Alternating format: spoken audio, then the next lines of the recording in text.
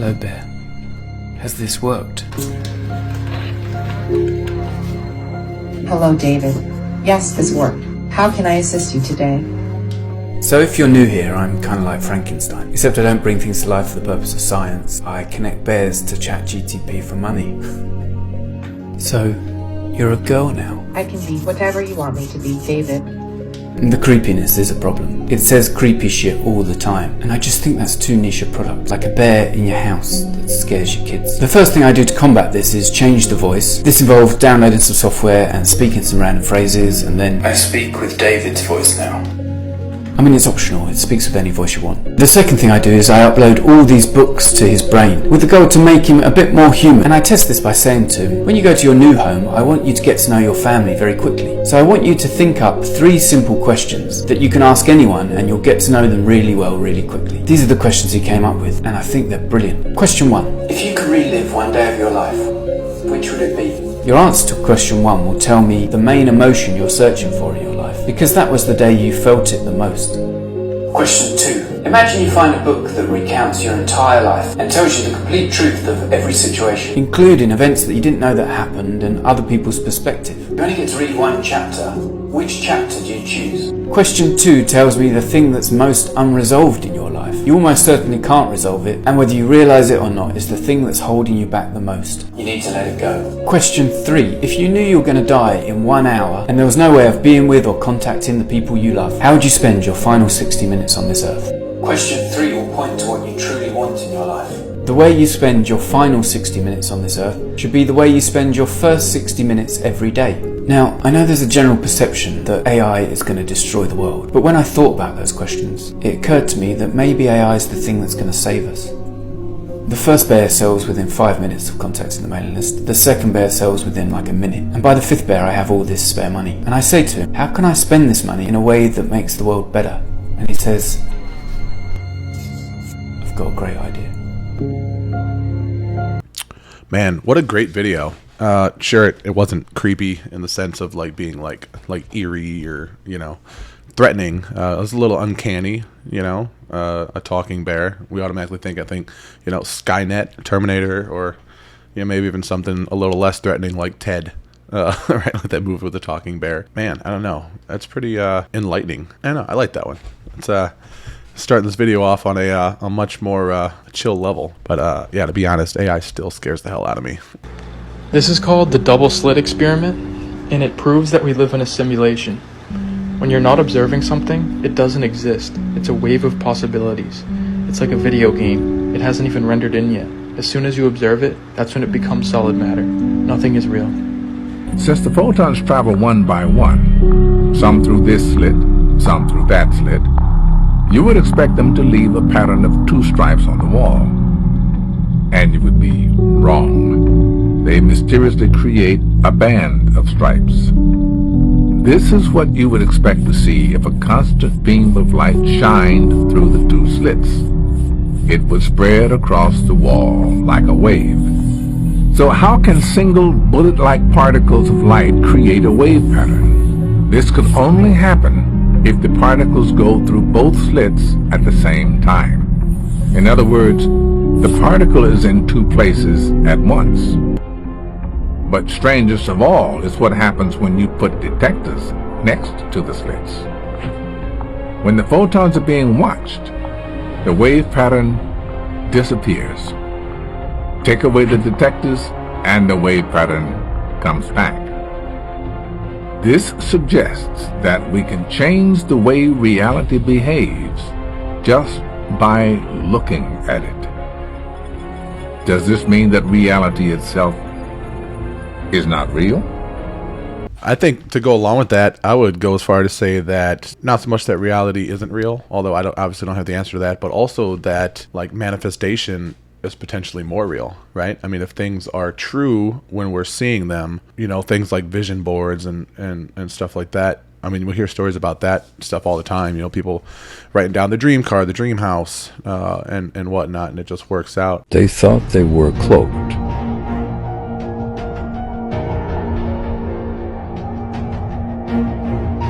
Whoa, dude. I wonder if that was like lens flare maybe something to do with the camera, because I know that like lights duplicate themselves, right? Like on top and beneath each other on camera. It's like just something that happens in film, right? But that right there was wild. It looked like some very large creatures running on the exterior of a ship that was hovering in the sky, partially cloaked. That was fucking weird. I don't know what that was. You let me know what that was. I have no clue. This is the top of the Great Pyramid of Giza as seen from above.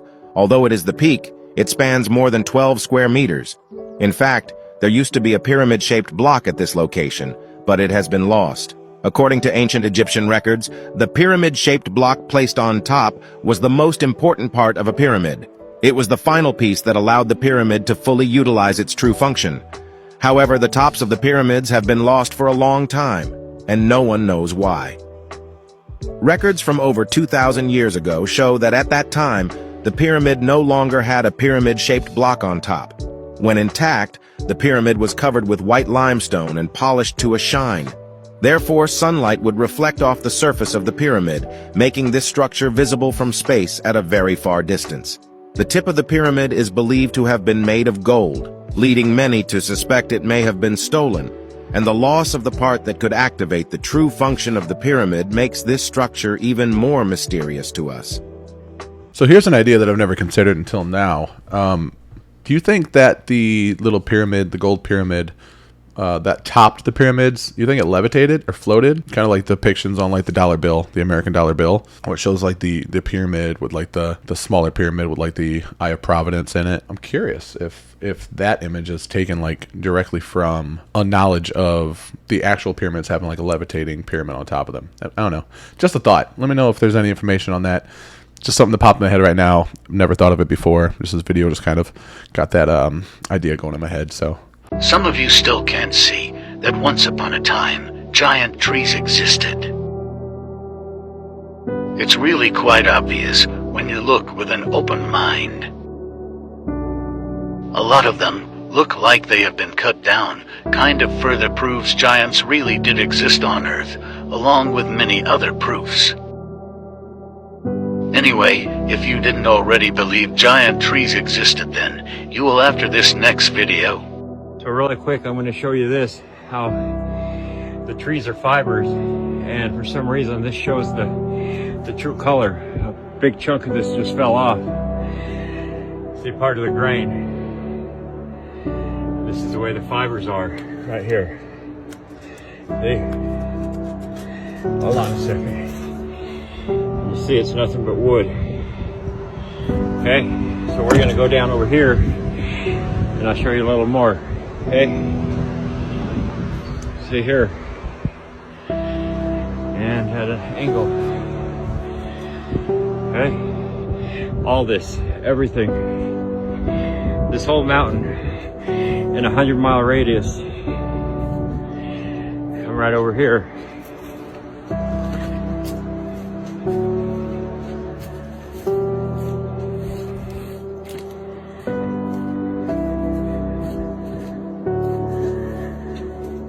See, this looks just like freshly chopped wood. We peeled a piece off of there. This is what we see. This is the wood. See that? That's just got the moss on it. And all this here, all the way back up in here, I'll show you that in a second. You come right here and you see we'll peel a piece off here. It's just wood. It's so crazy. All this. And then you go right over here. See? This is the fresh stuff. This is what we see.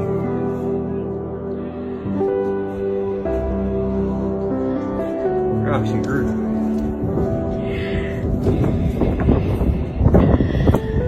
Go over here. It's part of the source tree. They are so glad they came. They are just floored. Okay? Just want to show you. And when I do the video on the quartz, the quartz, the mica, and the gold, it's going to be my final chapter. It's going to be a long one, and it's going to blow your mind. You see this? That's incredible. Wood is like fibers. See here. All this. Everything I've shown in every one of my videos. The mountains. And it's not just here. It's worldwide. You see, this don't have the moss on it. Alright, we're gonna end it there. I just wanted to show you that. It's pretty incredible. Everything I showed you generally looks like this or like this. But when you break it apart, you see the wood. All of it. Thanks for watching. Like, follow, and comment to see more content. Man, what a beautiful reality. I mean, honestly, I say this a lot, and I say that, you know, for there to be like giants the size of mountains and like trees the size of mountains and stuff like that, I can't see it happening on our Earth for as big as it is, right? But then if you see all this stuff, and then you think about the possibility of like other continents like just being off limits, us not being able to travel there, you know, the ice wall, you know, the Atlantis theory, to where like the entirety of Earth is just the center ring of like a larger world of like an Atlantis, or there's lots of different things. But I don't know, man, it makes me hopeful. You know, it makes me hopeful, and it makes me kind of excited to learn more about the stuff. Obviously my knowledge base is, you know, constructed entirely of what I've been told, but leaning into this stuff and learning more of it, it's definitely been exciting and I mean, breathtaking even in a lot of cases, right? Like just seeing a lot of this stuff, it's like, whoa, because it just like opens up your mind to like the possibility of like bigger things, which I get very excited about. You know, I get very excited about, you know, the possibility of creatures, species, locations, things like that we've not yet seen or came in contact with or visited or explored even, right? And that's why I love like fantasy and sci-fi so much. It's just the whole idea of it just makes me very happy. So I'm sorry, I'm rambling a little bit. Just get very, very excited. What do you think about this video? Let me know. Don't eat these burgers. Everyone's playing the Simpsons episode, but nobody is playing the important part of the propaganda. I'm gonna play it for you right now, but if you haven't heard about this, McDonald's, Wendy's, and Burger King are doing some real shady deal where they're having their burgers cost 1 penny. Delicious crime against nature. If you haven't seen this Simpsons, I'm gonna throw the entire Treehouse of Horrors in my story, so make sure you hit the plus sign. But the overview is Krusty Burger is doing a deal where they're feeding cows to cows. We start with grade A beef, feed that to other cows, then kill them and serve the unholy results on a 7-grain bun. Now the creepy thing about this fast food deal is the timing is all corresponding perfectly. They've been having non-stop predictive programming in hundreds of movie and TV shows talking about a major cataclysm happening on the 23rd. On October 4th, they're going to be turning all of our cell phones on for a broadcast from the emergency alert system for a drill. These people have been doing something real funny with the food for a while. It's turning everyone into zombies. They cut this rat's spinal cord. This rat should never be able to walk again. They injected it with some sort of magic serum. After 2 weeks, it regains its ability to walk. In this episode, they turn into a cannibalistic society. You might want to wash me before you eat me. After eating tainted food. Bart has been deemed the chosen one. The burger didn't change me. I'm not a muncher. Oh my God. If Bart could eat the burger and survive, then maybe he can yield the key to an anti-muncher vaccine. Better call Dr. Hibbert. Well, I suppose Bart could be immune, genetic chosen one, if you will. If so, secrets locked within his blood could be the key to saving humanity. You must get him immediately to the safe zone, just outside of town. Apu, how did you survive? Well, as a vegetarian, I did not consume any tainted burgers. And as a convenience store owner, I am armed to the teeth. Let us in. We have the chosen one. Welcome, son. To survive, all we must do is eat your flesh. There must be another way. And all we had to do was let Bart take a bath in our food. All this predictive programming, we have to realize you... I mean, first things first. It's going to be really hard to get me to not eat a burger. I don't care what it's made of. I am a cheeseburger and fry aficionado. I will eat them if you put them in front of me. Assuming there's no mayonnaise on it, because mayonnaise is the devil's condiment. Gross. I'm not going to go into it here on YouTube, but I am definitely in the group of people that thinks that depopulation is a very real effort, right? That's being done in more ways than one. Whether that be us turning on each other, or us just not being able to maintain our own health and well-being, or just whatever the case, right?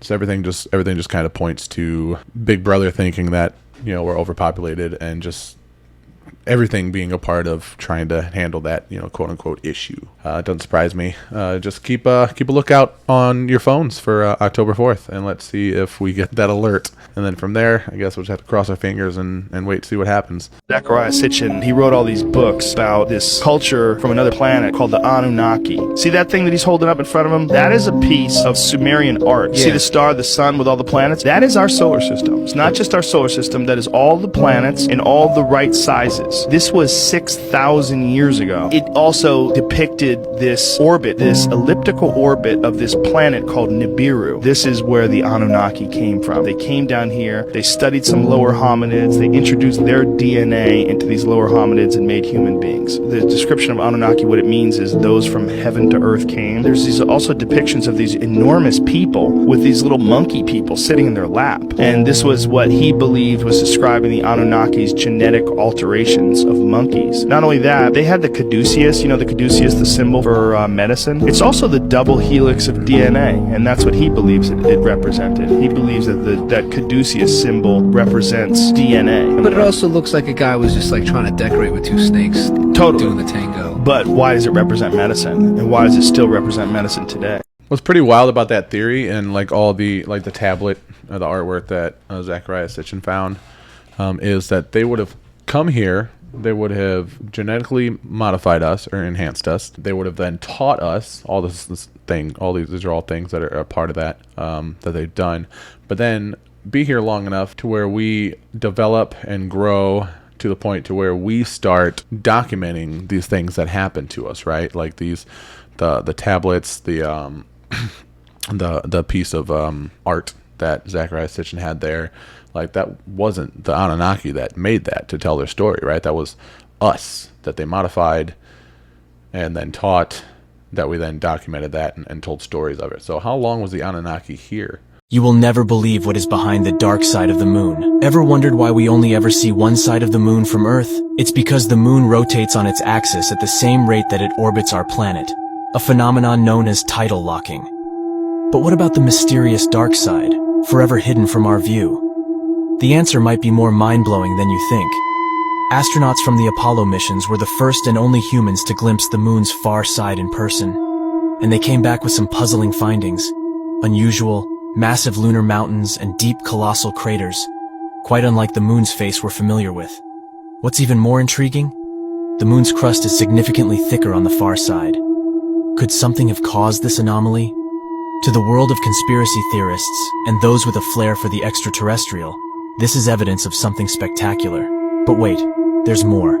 Some believe that the dark side of the moon could be a base for aliens, a station to observe and interact with Earth. Sounds like something out of a sci-fi movie, right? And why is this aspect of the moon kept relatively quiet by mainstream science and media? Too many questions remain unanswered.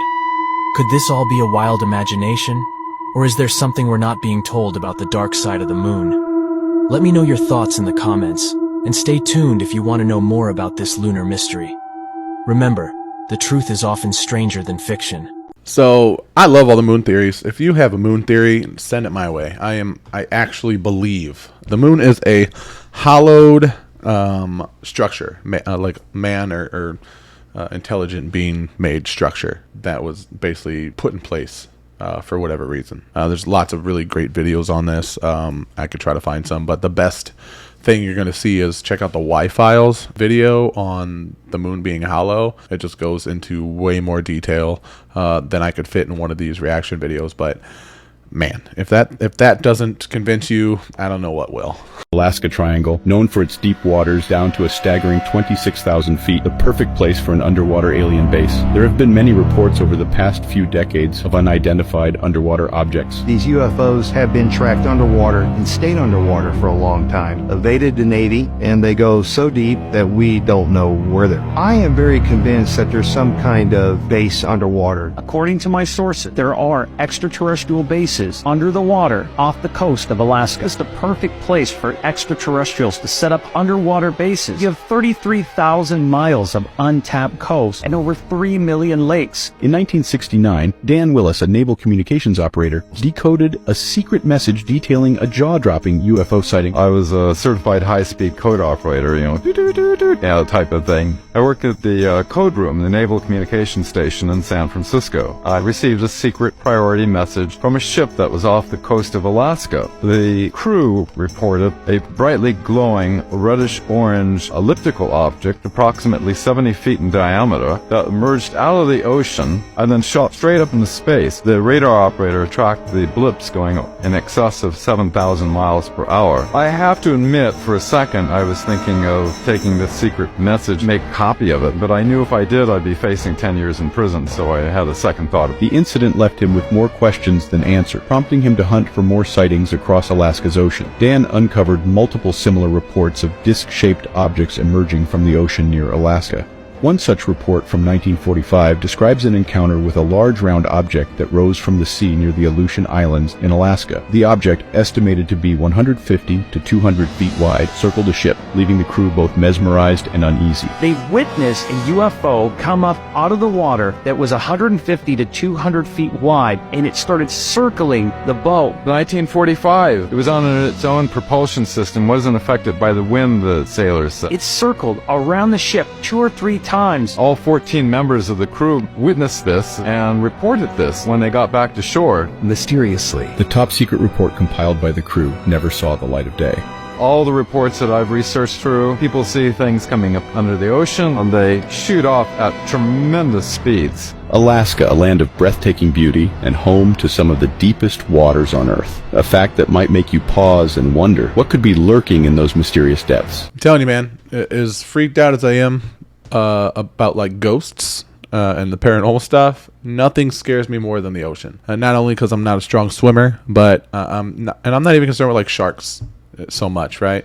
Obviously, fucking sharks are scary, but it's just so big and so vast. It would be the perfect place for something to kind of make its home base. If you have technology that can survive in space, it can survive in water. And what better place to hide?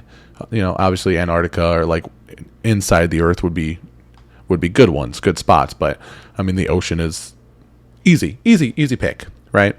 And I'm convinced there's fucking sea monsters as well. It's so massive. So on top of that, we got fucking aliens, we have sea monsters, we have all kinds of shit that I don't want to kind of poke or roll the dice on. So I just keep my ass out of the ocean for the most part. The Mars Colony Corporation was the first entity which was given permission to start the Mars colonies.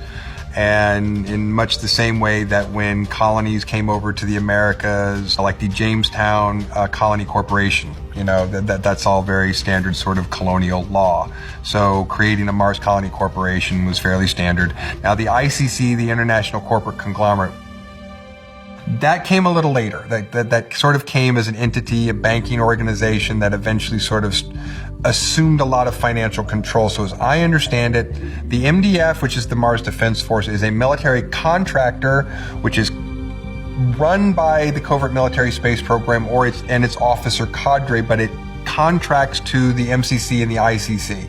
Specifically to the MCC, and the MCC answers to the ICC and so forth. So that's sort of the chain of command there. So MDF's a military contractor that's not really owned by the MCC at all. It's contracted by.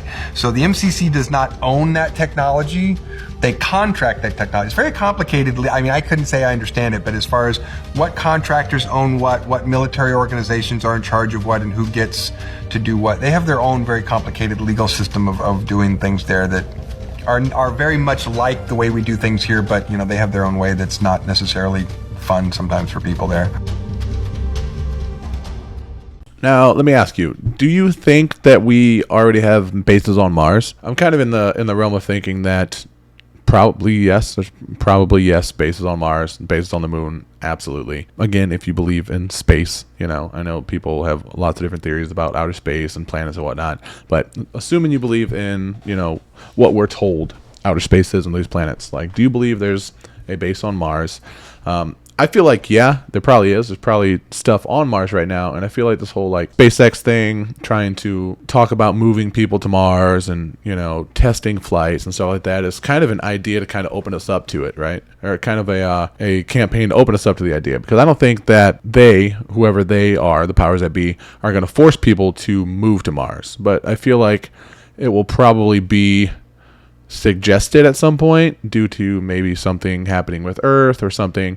And I think that a lot of these things, as nefarious as they may seem, may actually be in good faith, but again, they can't like force us to go, right? So I think they're trying to warm us up to the idea of, hey, Mars, hey, come on, what do you guys think? Nudging us and stuff, come on. So I don't know, it's just a thought of mine. What do you think? How do you feel about that? We get pretty deep down the rabbit hole when we talk about conspiracy theories and, NASA and the government and stuff, but, I'm in the way of thinking. I'm a pretty optimistic person. I like to think that there are some good intentions behind some things, right?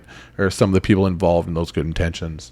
I feel like people can't reach a place of power just having a fully nefarious team, right? I feel like the people that are doing the nefarious things kind of have to bring in the wide-eyed, optimistic, good-hearted people who are actually going to be passionate about making the changes in order to get the results that they need to get whatever their goals are. So, but yeah, that's where my mind is. I like to think that the majority of people working on these things do have good intentions, do have their heart in the right place, and are just wide-eyed about like making a positive change. And even though they may be getting taken advantage of by like, somebody who is in a higher position with like just self-interested results in mind, I do like to think that a lot of these campaigns, again, are coming from a good place and would actually be beneficial to the majority.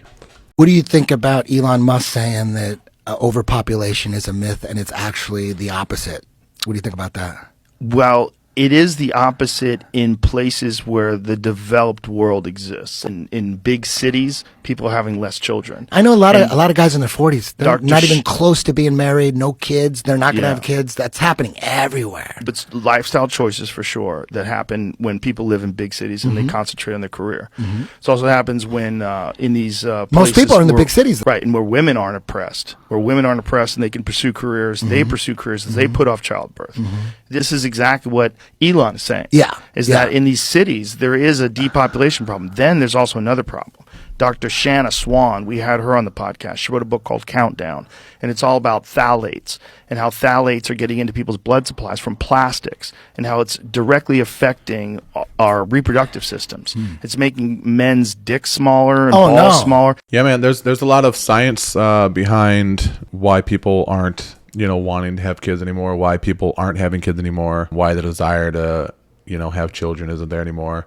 One of them is just the fact that tap water is a big thing. I can get into like fluoride and, calcifying the pineal gland and all that stuff. But outside of that, just tap water in general, these water purification facilities don't have the updated tech to filter out the birth control hormones, right? Like the estrogen. So basically, all these women taking birth control and then pissing, and the sewer system, the water gets filtered into drinking water and back to the city. Like those chemicals, a lot of those chemicals are still in the drinking water. Therefore, we're all drinking this water. Well, some of us, I still drink tap water because I can't afford a damn filtration system to filter out all that stuff. But, so a lot of guys, their testosterone levels are dipping. Men are becoming like more feminine and stuff because like the estrogen levels in the body and the decreased testosterone in their bodies. I had very, very low testosterone levels. I'm a very active man. I work out regularly. I do martial arts. I eat healthy. I sleep well. I'm in the sun a lot. I do all these things that should naturally, spike my testosterone. And when I got my blood work done, they were like dangerously low. They said I had the testosterone levels of a 65-year-old man, right? So now I'm obviously on therapy to get my levels back to a place where they should be. But, even taking all the natural precautions in order to kind of maintain my masculine traits, as a man and just kind of have my body function the way that it's supposed to biologically, it's almost impossible with the foods and the water and stuff that we have right now. So on that note, I'm also 37 years old and single with no kids, and focusing on my career. So I guess I kind of fit the bill, right? Once you learn all that, it makes you look back at all those news stories that you heard over the years of Facebook selling user information to other companies, and all this stuff seems pretty obvious now. We've been played, ladies and gentlemen. Then you had those NSA leaks years ago that the government was in fact spying on all of us, and when you add up all these pieces, it's easy to see that there's a massive puzzle, and we simply don't have all the pieces. There's a lot more information in the post by Illuminati Pirate. The conclusion that he draws is essentially this. The US government is engaging in an artificial intelligence-powered gaslighting of the entire world population. Now, whether you agree with this, or disagree, or accept or deny other parts, you can't say this isn't a fascinating theory. It's a positive feedback loop, a stick and carrot approach. Say and do the right thing, get rewarded. Say and do the wrong thing, get artificially suppressed. This way the narrative can be strung along in whatever way a corporation or government pleases. The internet is the fastest way to retrieve, absorb, and share information. Of course it was going to eventually be manipulated and contorted into what it is today. Nowadays, everyone is too cowardly to have an opinion that clashes with what is deemed acceptable within the Overton window. Artificial trends created by who knows what drive the daily narrative. Then we get drawn into that by an overwhelming human obsession with being a part of the conversation.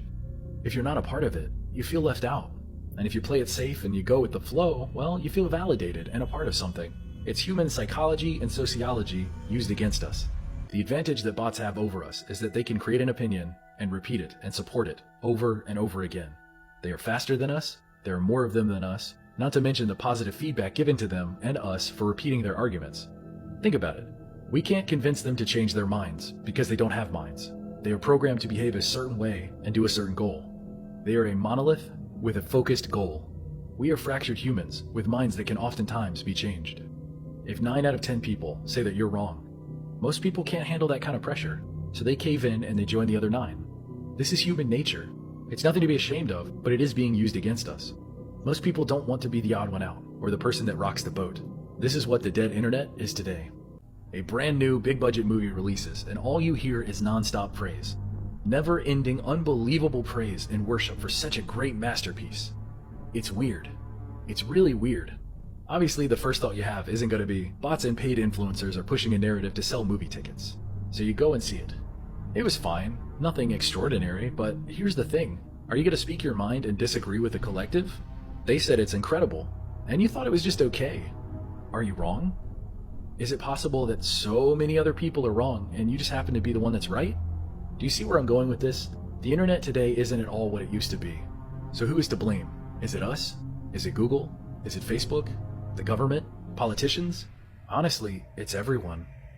We got so preoccupied with life and small gradual improvements to that life, we didn't see what was happening. Yes. To answer that question, you should absolutely speak your mind. If you have a difference in opinion, you should absolutely let it be known. If you have a different view on something, no matter how taboo the topic is or how politically incorrect it may be in today's climate, you should absolutely voice that opinion. I will say do it with kindness, do it with empathy, really try to do it like be a facilitator and do it from a non-biased point of view. I mean, from what I've learned and experienced and kind of grown into, becoming a more rational and logical person instead of just acting on my emotions like a lot of people tend to do. You're not going to change anyone's mind by trying to force them to do something. Like these people at these protests of different kinds, there's so much combativeness and there's so much drama and tension and even violence in a lot of cases because people cannot handle being disagreed with anymore, because we are in these echo chambers. We're in these constant feedback loops of like, okay, this is what you're saying, this is what's correct, we're just going to show you more of what you like and what you agree with, so long as it kind of falls in line with the status quo and what our filters and our admins and our moderators, will allow on our platform. But if you live in a world like most people do nowadays, where you only surround yourself with people that basically justify your biases, they pat you on the back and really support your ideals, and then even online, the strangers that you're being put in contact with on social media are 100% just calculated by the app to put you in a place to where you just see more of what you like and more of what has been shown to make you engage more. When you finally step out in the real world to talk about your cause or talk about your beliefs or your ideologies or whatever it is, and someone from an opposing echo chamber says something, it's going to set you off, because you're not going to be able to process like how somebody can be so quote unquote stupid or ignorant to not agree with what you believe in, right? Like, I feel like that's why everyone's emotions are going off right now. I mean, outside of it just being like intentional, right, to keep us busy and distracted from everything else that's more important going on in the world. As a collective, as individuals, we don't know how to handle being disagreed with anymore. We don't know how to handle opposition. We don't know how to take constructive criticism, and we no longer know how to have civil discourse. But, you know, that's how progress happens. That's how changes are made in the world. That's how we learn. That's how we grow. That's how we discover new things, is by working together, having civil discourse, proving and disproving each other's points of view and opinions wrong, without taking it as like a malicious attack, and instead just taking it as like an informative addition to our theories and what we're thinking and our opinions, and just building off of that, you know, and working together. You know, you can still work together with somebody if you don't agree with them 100%. You know, I don't agree with everything that my closest friends agree with. And if you're in a relationship with somebody, you have a romantic relationship, you're obviously going to have little arguments, you know, but the more important factor of that is the end goal of you guys working together toward a common goal, right? Toward a common place of understanding and love and compassion. And I feel like that's just what's missing right now, intentionally even, you know. It's just crazy. But I'm gonna stop ranting now. These things really get me going, you know. So anyways, that's it for this video. Thank you for watching. If this is your first time here and you made it this far, thank you so much for the support. If you like what you saw, please consider liking, subscribing, sharing the video, and you can even join the Discord. It's free, and when you're in there, you're gonna see a lot of other people in here, not just myself, but all the other fans, subscribers, people in the Lucid crew, sharing ideas and also submitting videos that they want me to watch next in future videos. So you can do that. Lucid crew, my supporters, my subscribers, my friends, my new conspiracy theory family. You guys are great. I appreciate you so much. You guys have been awesome, and I can't wait to see what you think of this video. So until next time, peace.